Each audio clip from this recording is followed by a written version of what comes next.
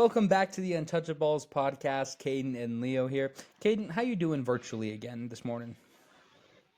I'm doing pretty good, Max. Pretty good. You know what, Caden? I must agree with you on this one. Based on last night's events, yesterday's events, this morning events, the events are lining up, not only in the sports world, but in our personal worlds, Caden. I like it. Yeah, we'll just kick it off. So yeah, we're going through all of what we've seen throughout that first round of the NBA playoffs, and now previewing these round two matchups here, where we're gonna start off with our Nuggets, where Game 7 happened last Saturday after our last NBA pod came out last week, and the Nuggets just cruised to an easy Game 7 victory over the Clippers. It was easy. It was quick. They were making light work. I mean, they held James Harden to 8 points on only 2 of 8 shooting in that game set. They played very well, and then the NBA schedules them for a Monday game against the Thunder. The Thunder, whose series finished 9 days ago before this first game. The Nuggets get a day off. They get a travel day, and that's it. The Thunder are 10.5 point favorites at home here in game one. The Thunder are up 10 at halftime. They're up by as many as 15 in this game. But when you got players like Nikola Jokic, Aaron Gordon, really those two, I was just about to say, I think it was those two games. really just those two, you can complete a crazy ass comeback with some questionable quick fouls by the Clippers at the end there. Yeah, I agree. Let's just before we hop into that game seven, let's talk about game seven. Rewind it. That was a fantastic game for the Nuggets, Caden, because to our surprise, we had Caden Hoffman Choff, our dear Choff, who let's put a picture of him up right here, Caden. Can we do that? Possibly. All right. Potentially, there's an image on the screen. I know I say this a lot and it never happens, but there might Whoa, be an whoa, image. whoa. If you looked at our mock draft episode, Mex said, put up the original mock draft. I Yeah, put up that original mock draft. yeah, that's true. I won't hate on that one, but regardless, we watched that game. I think we were very impressed. And, we kind of had the conversation, can the Nuggets roll over this momentum? Can they take over this energy from game seven and apply it to then game one in, OKC? We talked about them being at the disadvantage. And Caden, it looked like they were at a disadvantage the entire game. I'll be honest, until like that last shot dropped, it was looking rough for the Nuggets. It seemed like even when they were on their runs, even when the ball was dropping for AG and Yoke, they were just still down 10. It's like every time you looked up, no matter what the Nuggets would do, OKC was still within 10. And somehow they get it down to the last couple minutes, and they're still close, Caden, and just hanging around. And when you have teams with championship DNA, you have the best player in the world, the clutchest player, Nikola Jokic, and AG, who are going to come out. And AG played phenomenal. He hit his shots. He hit the three when you need him. Like, that's what you need the role players to do. That's what you have Nikola Jokic for, is be able to do these kind of things. But when you have those two who have been there, done that in that situation, the clutch gene comes out, Caden, and in the clutchest moments, what The happens to the Nuggets? clutchest players. There you go. In the clutchest moments, the clutchest players got to play, and that's what happened for the Nuggets, and that was the deciding factor. When you talk about some missed free throws there and some hack attacking there, Caden, what do you think about that? Let's hop right into that discussion now. Yeah, so I mean, I do agree with the strategy to foul if you're up three in the waning seconds of a game. I think that is the right call because it's going to force either two made free throws, a foul, get it, kind of do what we saw last night, or you're going to have to make the first free throw and then clank the second one to try to get a board, get a putback. I think that is the right play. But what we saw the Thunder do, I think, was a little interesting, where they were fouling right away. They weren't letting time, like any time run off the clock. They were doing what the Nuggets were doing to the Thunder, being down. Like the Thunder were kind of playing like they were down, trying to send the team to the free throw. Like Very they could have true. let 3, 4 seconds go off the clock, especially on that first one where they found him like 13. That could have gone to under 10 seconds right there, easily. Then you foul, but no, they foul right away. Make your free throws. Clippers make their free throws. No, foul right away again. Nuggets make their free throws. Foul. Chet misses both free throws to keep it a 1 point game. And on the fast break, without the timeouts, kick out, AG, top of the right key. Bang! Game winner, Aaron Gordon, second of the playoffs. Second of the playoffs, Caden, and both of them occurred at the two games I was not at. Like, what are we talking about here? I was in person for like three of these games. But regardless, Caden, let's talk about that ending sequence a little bit more with the decision because, like you said, there was so much time left on the clock. And when you're the Thunder, I was thinking the same thing. When they fouled, I'm like, what is the purpose of this? Because now they could turn around and foul you right back and still keep 7, 8 seconds on the Yeah, clock because you did it so quickly. Like you said, Caden, just little things like that, little blunders. That's the kind of playoff experience this Thunder team just doesn't have, if that makes sense, right? It's oh, for situations sure. like that they just haven't been in. They haven't had the experience. They don't know what it's like going through the free throw line, games on the line. You need to ice the game. They don't got the clutch team. That just has not been established yet. There's a young team, Caden, and I think we've talked about this is going to be the reason why the Nuggets are going to have the chance to come out on this series. Getting game one on the road was huge for them. It was definitely Jimmy. Yeah, I mean, Jokic did something, for only the fifth time in NBA history. 42, 22, and 6 for the GOAT, Nikola Jokic. Only the fifth playoff 40-25 game ever. Ever, Caden. Like, he just does it so often, and it's so insane. Every time. And I think what sucks is that his greatness is going to go underappreciated just because of how regular it occurs. Nikola Jokic will drop 40, 26. Oh, that's just a regular night for him. That's a casual playoff night. But we're talking about games that other players in NBA history, this would be the pinnacle of their career. If another player dropped a 40, 26, you'd be talking about that for the rest of their career. Do you remember when this player did that? But guess what? Nikola Jokic, it's just another night. That just goes to show you how ridiculous he is and how great of a basketball player he is. Yeah, I mean, game two is going to be coming up the night that this episode comes out. So we're hoping that somehow the Nuggets can steal two on the road. I think that's going to be a very tough task for them, but hopefully, moving on to some of the other series, we've seen one other, or I guess two other series already tip off. Those are both in the East. Actually, I don't know why we go to the East. There's only four series. We're going to stick in the West. This one tips off tonight on Tuesday as we're recording this, and it's the 6 seed Timberwolves against the 7 seed Warriors. This should be, I think, a very good matchup. This is going to be a dirty matchup, Kate. Not only that, you got, kind of the old guard and Steph Curry, Draymond clashing heavily with the new guard, Anthony Edwards, who's leading the charge of the new age players.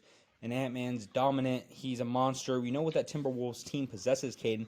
They're going to be feisty. They're going to be getting after the Warriors.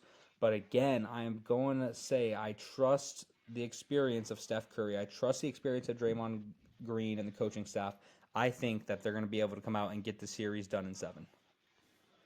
Yeah, I think this should be a very good series where we have, like you're saying, a team in the Timberwolves that went on a Western Conference Finals run last year, had that big kind of upset series win over the Nuggets.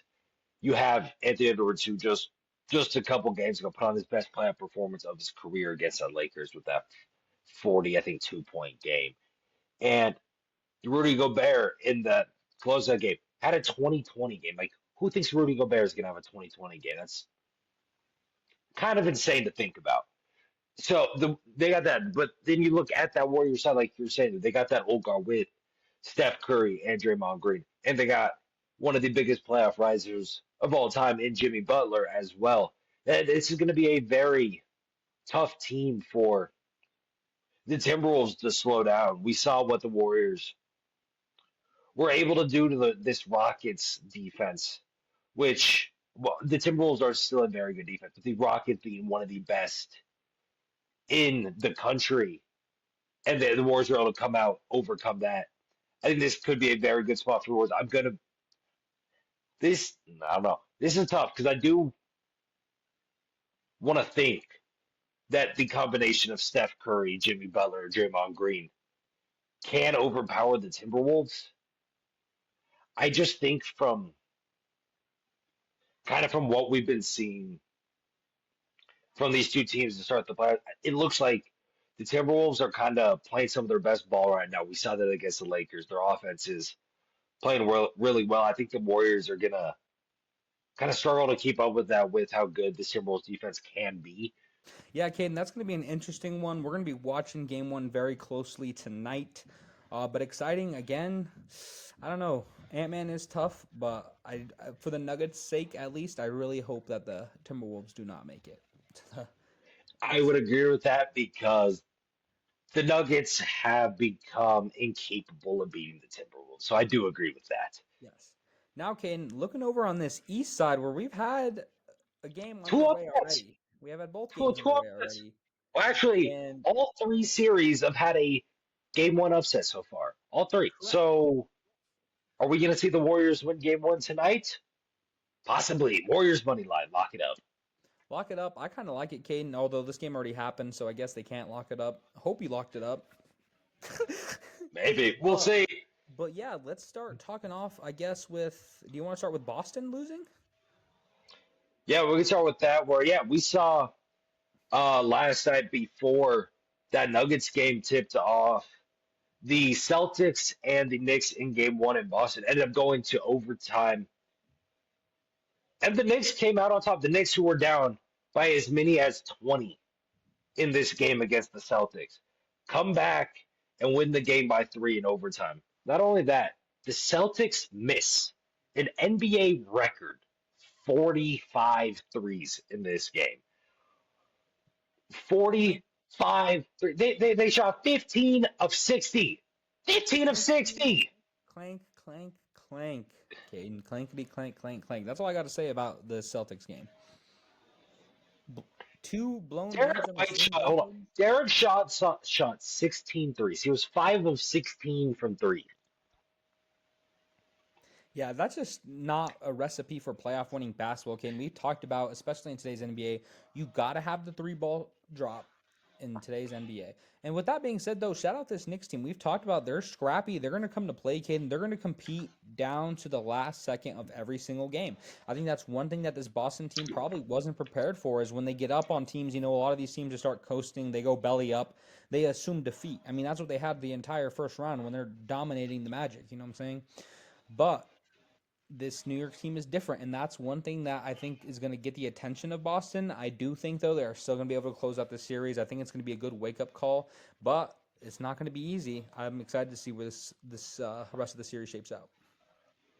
Yeah, I mean, with the team like the Celtics, that with the team that shoots almost half their shots, basically, I think they're like 49% of their shots a game are from three. That if they are cold from three for a game, it's going to come back to haunt them. I mean, this game was a lot more than 50% of their attempts. They shot 63s and 97 total attempts. Over 60% of their shots this game were threes. And when that three ball's not falling, that's not going to bode well for this team. I mean, we saw it work for them on their run to the chip last year. But against this Knicks team, the Knicks team is good. They have a very good offense. We've seen their defense improve throughout the season from where it was at the start of the year when it was one of the worst in the league. Still not great, but it's good enough. But like you're saying, the Celtics team, they are the better team in this series. Like I like Jalen Brunson, OG Anunoby, Mikal Bridges.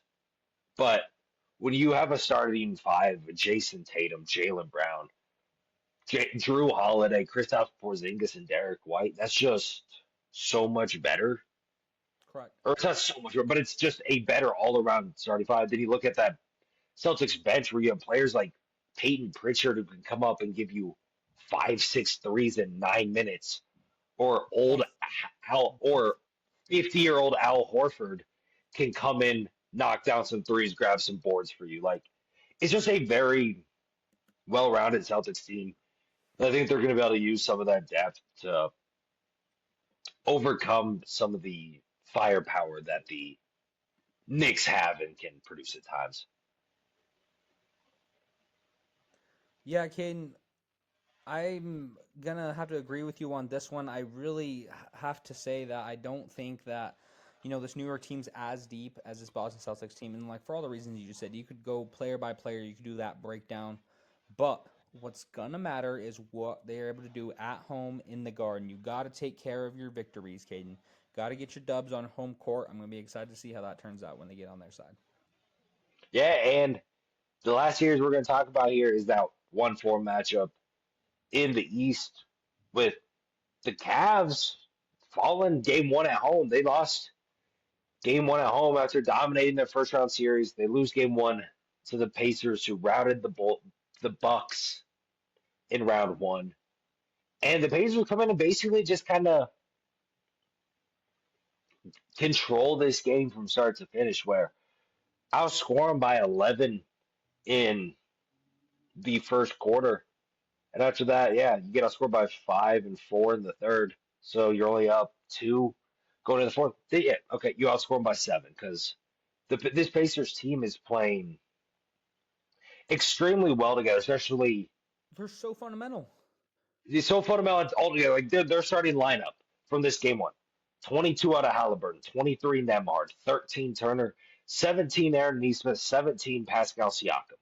Like everyone's out here, everyone's contributing what Yeah. they're able to contribute. And I think that's something that the Pacers are able to do. We've seen it throughout these last couple of seasons. Like they've made very good acquisitions, draft picks that have they have like they might not have some like superstar player. Like Halliburton's very good, but he's not like a superstar level player.